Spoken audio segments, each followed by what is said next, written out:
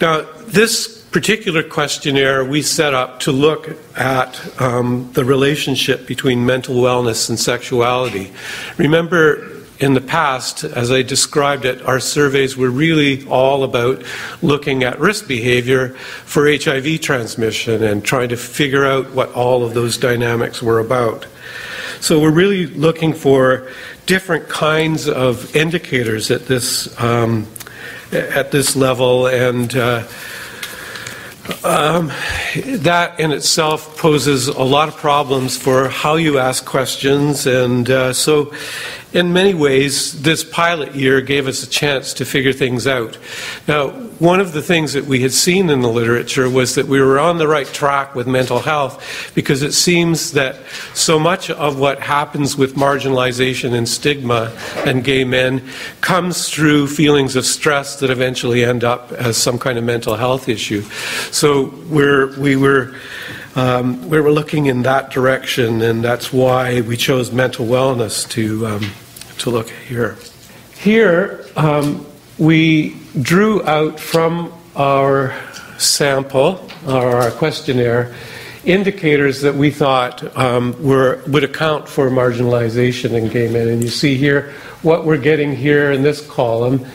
You see that hits about 45%. So we found that about 45% of the entire sample had been through some kind of suicidal ideas and some attempts at suicide, and we've lumped it all together in here, and we called that particular pillar. People who had been bullied, we called that in the survey anti-gay talk, and forced sex, career affected, isolation, and low mood standing in for a sense of overwhelming depression that you can't snap out of. All of these had their own questions in the survey, and now we're trying to sort of find labels for them that show them to be indicators of marginalization. And this kind of generally shows you the percentages and their relationship to each other, what percentages for which particular indicator. Now this, as we heard this morning from Elena, that age may be one of those intersections, and it certainly has been in the past for the Sex Now survey. And this shows you, looking across at age groups, how these marginalization indicators look. Now, there may be two ways of interpreting this. Either marginalization just has less saliency for older guys. It's in their past, or as experts seem to be saying, that bullying and anti-gay bullying is just really intense right now and has been intensifying over the last few years. And so what we're really seeing is that the younger guys are experiencing it at the most intense, and that tends to become less salient. Now, I mean, you could take this as it gets better, or maybe it gets bitter, especially when you look at this. That the career affected seems to continue upwards until you reach about the men in their 60s. And now, something I know about the data is that men in their 60s largely came from gay contact websites, and these men tend to be married or partnered with women. And in the survey, or they're overwhelmingly expressed in that age group. So there's something to be aware of there that's going to play a larger role as we move into my presentation. But it's just interesting to see that these two issues actually don't decline in saliency with age. Now here again, it was always in the old type of survey that we were doing, sort of examining the difference between positive and negative men and the kinds of risk levels they had. But here we're looking at a different kind of relationship, and that is the difference between HIV positive and HIV negative men on these marginalization indicators. And here again, there may be a couple of ways of interpreting this. It could be saying to us that positive men have additional marginalization because of their positivity, or it could be that HIV positive men are the recipients of greater marginalization all the way along through their lives, and that HIV may be an outcome of that marginalization. This is kind of preliminary data, so these interpretations are still open, and we've not yet been able to dig into the data large enough to be able to see what those differences amount to. So getting into the mental wellness, there's got to be a relationship with counseling. We asked a lot about counseling, and we noted that 51% of the entire survey had accessed counseling services, and this tells you generally the relationship amongst various types of counseling they had. And if you look at this, they obviously suggest that many men have tried more than one type of counseling in their careers with counseling. And then we find out that 64% were satisfied with their counseling services. So, you know, on a sort of aggregate level, we're only getting a C as far as an average of C in terms of satisfaction with services. But these are the topics that were discussed in counseling, and these are things that we researched as well. You see that more than half of the discussion was depression, and then you see the rest of them sloping down from there. So the interesting one then was depression to look at, and here and the odds of being treated for depression are evaluated according to the marginalization indicators. And of course, suicidal here we see is nearly 6 times more likely than other people to have been treated for depression. And then you see all of the others racking up here. Low mood 3 times, career more than 2 times, bullied more than 2 times, isolation twice. For sex twice, but here, this is the interesting thing, is really there's hardly any showing at all for risky sex. Now the interesting thing about this is the literature has been telling us that there's a relationship between depression and HIV infection, likely through risky sex. So this is kind of interesting to see this, that at least insofar as being treated for depression, risky sex really doesn't matter so much as these indicators of marginalization. So that was really one of the first things to really hit me, was that we're not seeing the expected in this data, and that the other data that we've looked at haven't really looked at these marginalization indicators. But once we do look at them, we see that they have far more to do with care for depression than the risky sex that we were looking at earlier.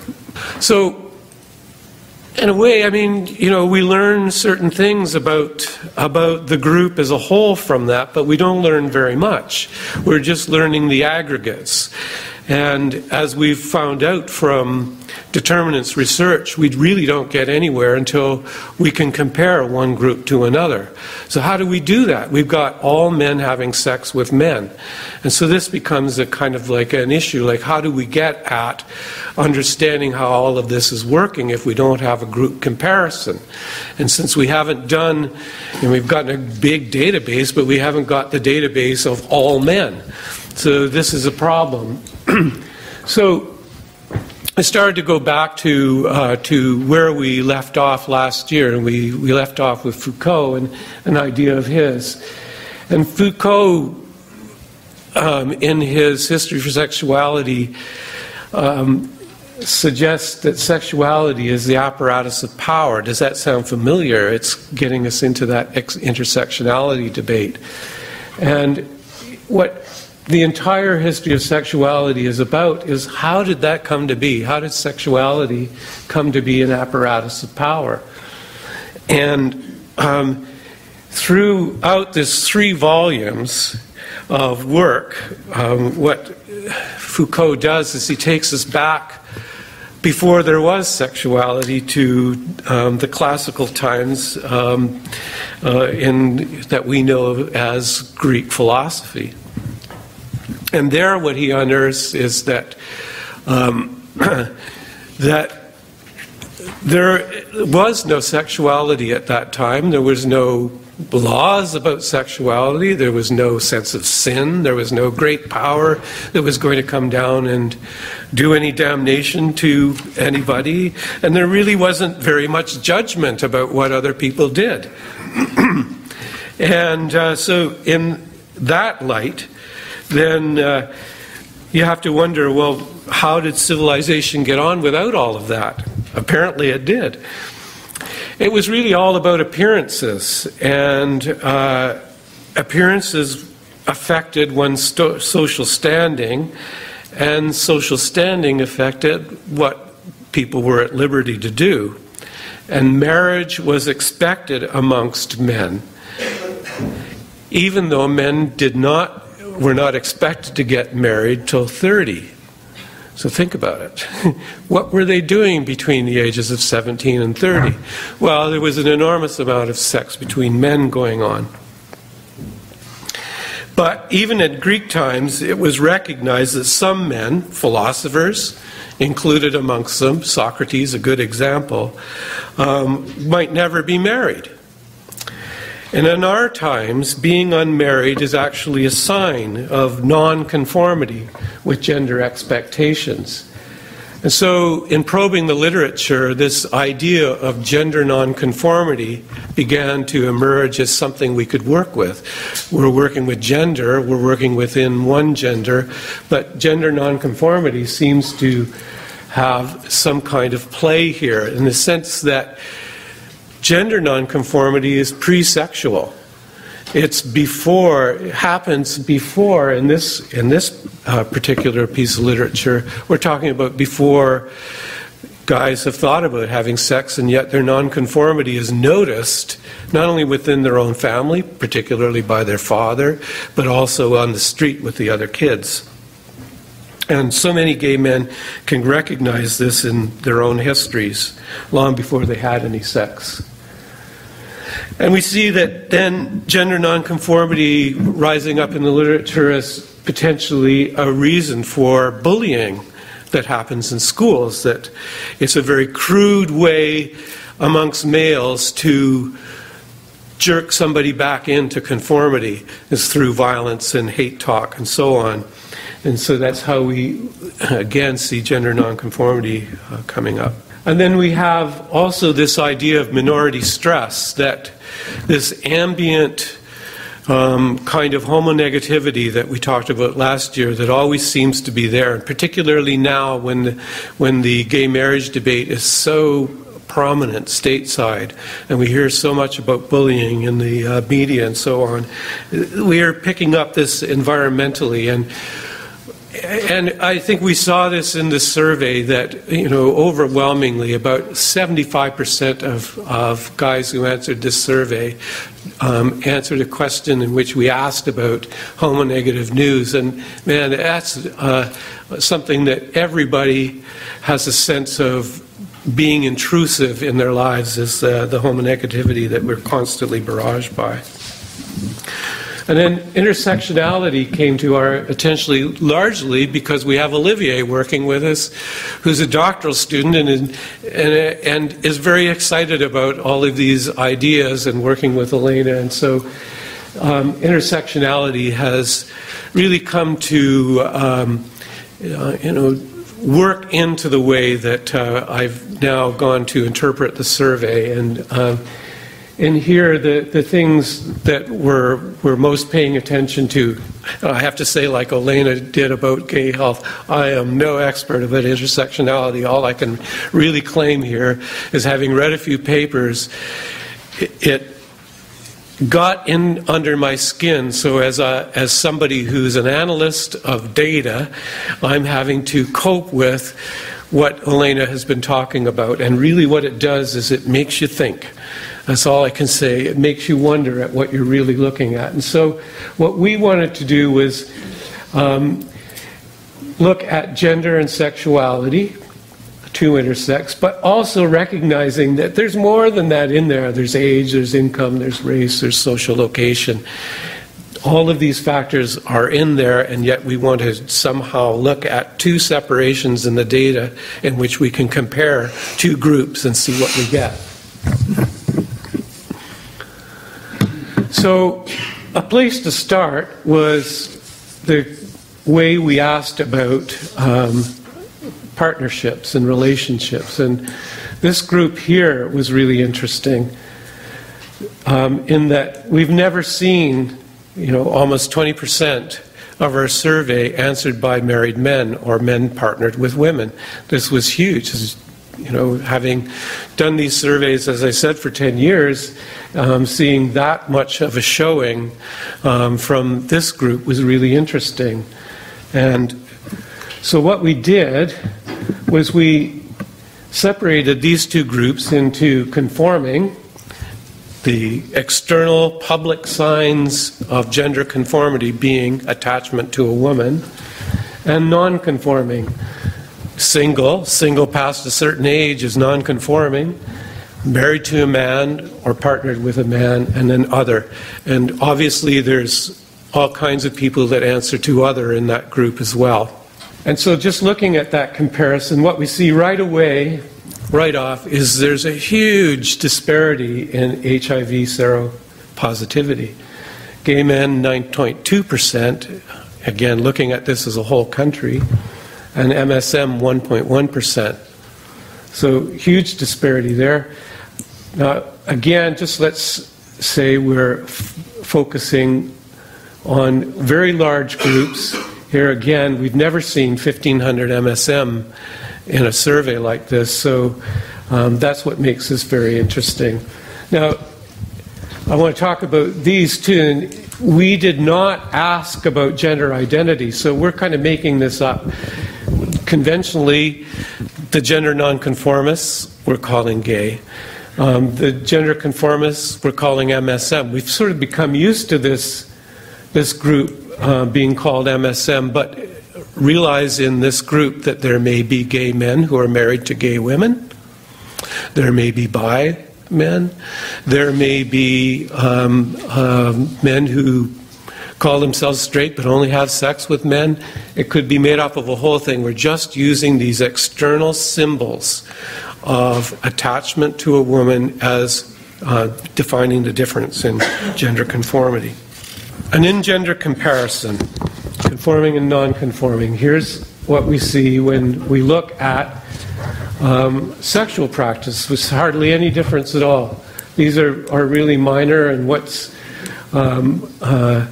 I see when I look at this data is the numbers, and the numbers give me reference points to understand where something is a very large difference that's significant to look at, or very small differences, and all of these were very small differences. So really, when we talk about these two groups of guys, they're all having sex with men, they're having exactly the same kind of sex with men, essentially is what this is telling us. However, looking at gay men, we see a totally different style emerging here, that amongst gay men are expressed far more intimacy desires with other men than expressed in MSM. And so you see this we ask about sexual style, you see that there's very little of MSM who are talking about intimate style, who are registered with intimate style, and yet gay men poke up almost twice as likely as MSM to feel that their sexual style is intimate. The intensity of attraction to other men, the desire for involvement, emotional involvement with another man, using dating as a way of meeting other men, and the importance of a relationship with another man. All of these are intimacy factors that are expressed far greater, 8 times the desire for a relationship or involvement, emotional involvement with other men over MSM. These are huge differences in odds. And then when we look at back at at the mental wellness indicators that we were looking at, here's the profile we see again. A huge difference in counseling, and largely because of depression. And yet these other factors really aren't that much different until you deal with coming out. Substance use, hardly any difference. So coming out wouldn't be that salient for MSM if they're in a relationship with a woman. There's a difference there. And then why would there be so much less depression? Again, you can't say that there's little depression amongst MSM. You can't say that. And intersectionality reminds us that within this group, there's more than just this character that we might call MSM, who's only a one-dimensional character who doesn't have any depression. In there, again, there are gay men, there are bi men, there are straight identifying men who only have sex with men. And so they must feel these things as well. So here again, if we look at the differences between MSM and gay men on an odds level, we see that, again, the kinds of things that are talked about in counseling are very different. That particularly when it comes to depression, that gay men were almost twice as likely to be dealing with depression than MSM in their counseling experience. And then, of course, here, this is what we see when we look at the marginalization indicators, that far, far fewer MSM, less than 10%, have been bullied, which is, again, a signal that there's something more than sexuality at work here.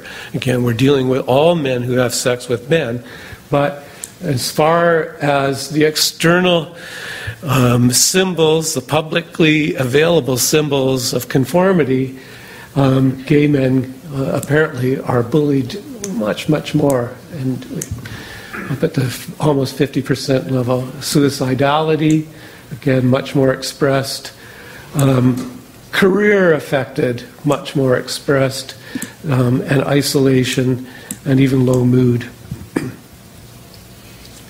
And again, looking at it again in terms of odds, this suggests that gay men were more than 8 times more likely to be bullied than MSM, and more than 4 times more likely to have had their career affected than MSM. And, you know, I mean, the logic of this just simply works out. We know all kinds of gay men who do things like take a female date to their department Christmas party. You know, again, the idea is to portray the externals, the symbols of conformity, so that you look as if you're playing along. Now, the interesting thing here is, you know, it's hard to know the mechanisms. Bill Coleman explored some of that in this morning's session, but often the mechanisms tend to work out this way, that more risk shows up in, and it's showing up here in gay men versus MSM. And these are all at the significant level, which tells us, you know, not MSM may be less at risk, but there's still, as we see, there's still risk going on. It's just not the same level that we're seeing in gay men. And then in terms of STIs, other research has already shown that gay men are subject to significantly more STIs than straight men. But here, these are all men having sex with men, but MSM and gay men separate very largely when it comes down to STI. Again, these are sexual health outcomes. And then we see this again in terms of odds that gay men have, you know, more than 8 times the likelihood of an HIV infection than MSM in this survey. So, what are the you know, protective factors for MSM here? Well, we see right away that that MSM are almost twice as likely to be in a higher income group than gay men in this survey. It doesn't suggest that all MSM are in a high income group, but they're twice as likely to be in a high income group than gay men. We got more of them from web contact, and so what this is saying overall is that in terms of attachment to gay culture, MSM is very low compared to other gay guys. We know there's all kinds of gay guys who aren't very attached to gay culture either, but it's hugely different with MSM. So here it is summarizing it all up. You know, there you see that MSM gets you higher income, lower marginalization, lower mental stress, lower sexual risk, lower HIV, and lower STIs when you compare it to gay men. So just summarizing the ideas we've seen in this analysis then is that it looks like marginalization is strongly associated with treatment for depression, which is giving us an indication that marginalization is a factor, that this factor seems to be coming from something. Is it sexuality or is it gender nonconformity? Youth and positive men experienced higher rates of this marginalization, and gay men experienced higher rates of marginalization, depression, HIV, and STI than MSM. And that gender nonconformity is helping us to explain gay health disparities that weren't explained by sexuality alone. So what do we do with this? I'm very interested in this young scholar's work, and what he's telling us is that the problem that we face with gay health in this way is that it's not the oppressed, it's not us gay guys that are our problem, it's the oppressor. We've had so much research that's done showing us some of the same things I've shown you today, but not exactly in this way, not between MSM and gay men, and not to sort of explore the gender phenomenon. But if we see that the problem of marginalization is coming from outside of us, then that's maybe where we should also locate our work.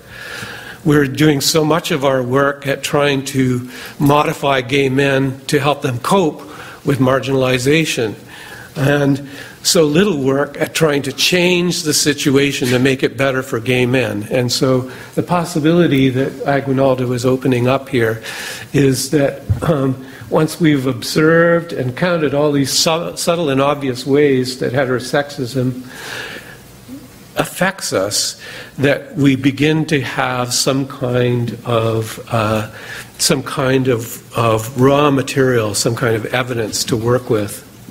So from here we go on to what was really the place we were going from the pilot, to the Determinants survey itself. And what we've learned from this is certainly going to help us refine our questions. We want to know a lot more about the career affected. And we need to ask a lot more questions about that. Elizabeth has done a great job of finding out what goes on at school. What we know is that hardly anybody is looking at what happens at university, where all of our young men are located. So we want to do a lot more about exploring how we can get the survey onto campus. And much like Elizabeth's presentation this morning, we'd also like to work on trying to figure out what these resilience factors are. As far as I could see in the data so far, the happiest people are the people who haven't had all the marginalization happen to them. What does that tell you? So again, it drives us outside of ourselves and into the institutions that are oppressing us. And our question is, how is it being done? How can we make a record of it? How do we put the evidence together to show them what they're doing? I just want to acknowledge all of the people that helped on this survey, because it always takes a huge bunch of us to write the questionnaire and to go over many, many iterations of it, to refine the questions and so on, to do the promotion, to actually get it on the website and to have it functioning properly, and to help us with interpreting it all. And so that's the story on gender nonconformity.